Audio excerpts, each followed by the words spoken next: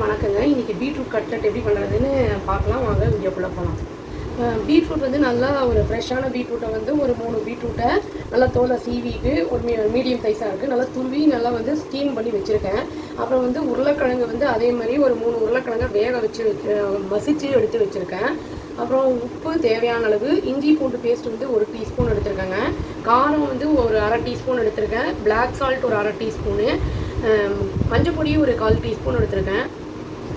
அப்புறம் ஒரு டீஸ்பூன் பிரியாணி மசாலா எடுத்திருக்கேன். கார்ன்ஃப்ளோர் வந்து 2 to 3 டீஸ்பூன் எடுத்திருக்கேன். எண்ணெய் தேவையான அளவு, நம்ம வந்து ஷாலோ ஃப்ரையும் பண்ணிக்கலாம், இல்லை டீப் ஃப்ரையும் பண்ணிக்கலாம். அதுக்கு ஏற்ற மாதிரி எண்ணெய் எடுத்துக்கோங்க. பிரெட் க்ரம்ஸ் வந்து ஒரு 6 பிரெட்டோட ஓரத்தில் இருக்கிற அந்த ப்ரௌனை கட் பண்ணி நல்லா வந்து மிக்சியில் சும்மா அடித்து வச்சுருக்கேன் நான். இப்போ சீஸ் வந்து ஒரு 2 சீஸ் க்யூப்பில் கிடைக்கும், அதை துருவி எடுத்து வச்சுருக்காங்க. வாங்க எப்படி செய்கிறதுன்னு பார்க்கலாம்.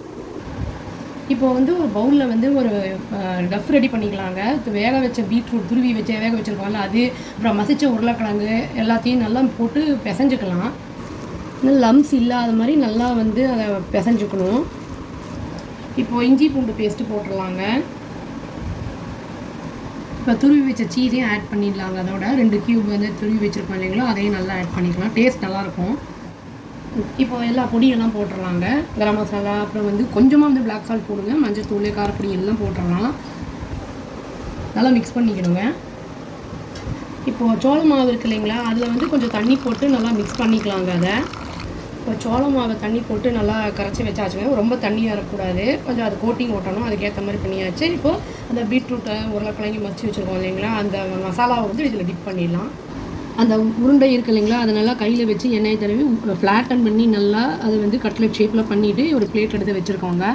அவ்வளோதாங்க, கட்லெட் எல்லாம் வந்து ரெடி பண்ணி வச்சுட்டோம். இப்போ வந்து அந்த சோள மாவு நல்லா மிக்ஸ் பண்ணி வச்சுருக்கோம் இல்லைங்களா, தண்ணி போட்டு அதில் வந்து டிப் பண்ணிடலாம். சோள மாவில் டிப் பண்ண அந்த ப்ரெட்டு மசாலா அந்த இதை வந்து டஃப்பை வந்து இதில் போட்டு எடுத்துடலாம். அந்த ப்ரெட் க்ரம்ஸில் வந்து அதை ஒரு பெரட்டி எடுத்து வச்சுக்கலாங்க. எண்ணெயை ஊற்றி காஞ்சிருச்சுங்க. இப்போ வந்து போட்டாச்சு, கட்லெட் ரெடி பண்ணி வச்சுருக்கோம் இல்லைங்களா, அதை வந்து சிம்மில் வச்சு நம்ம ஃப்ரை பண்ணி எடுக்கணும். சிம்மில் வைக்கணும், ரொம்ப பெருசில் வச்சா வந்து வெளியில் வந்து கருத்துரும், உள்ளே வேகவே வேகாதுங்க. அவ்வளோதாங்க, டேஸ்டியான பீட்ரூட் கட்லெட் ரெடி ஆகிடுச்சு. இதுக்கு வந்து மயோனீஸ், அப்புறம் வந்து டொமேட்டோ கெச்சப் இதெல்லாம் ரொம்ப நல்லாயிருக்கும். பீட்ரூட் சாப்பிடாத குழந்தைங்களாம் இருப்பாங்க, இந்த மாதிரி வந்து ஸ்நாக் பண்ணி கொடுத்தா சாப்பிடுவாங்க. இது நீங்கள் வந்து டீப் ஃப்ரை பண்ணுறீங்கன்னா அந்த பீட்ரூட்டும் உருளைக்கிழங்கு வந்து கொஞ்சம் கெட்டியாக இருக்கிற மாதிரி பார்த்துக்கோங்க. ஏன்னா கொஞ்சம் தண்ணியாக இருந்ததுன்னா எண்ணெயில் போட்டவொடனே பிரிஞ்ச மாதிரி வந்துடும். ஷாலோ ஃப்ரை வந்து பண்ணிங்கன்னா அதுவும் நல்லா தான் இருக்கும், டேஸ்டியாக இருக்கும். ட்ரை பண்ணி பார்த்து எப்படி இருக்குன்னு சொல்லுங்கள். அவ்வளோதான், thank you. Please do like, share and subscribe our channel and click the all option and tap the bell icon. Thank you.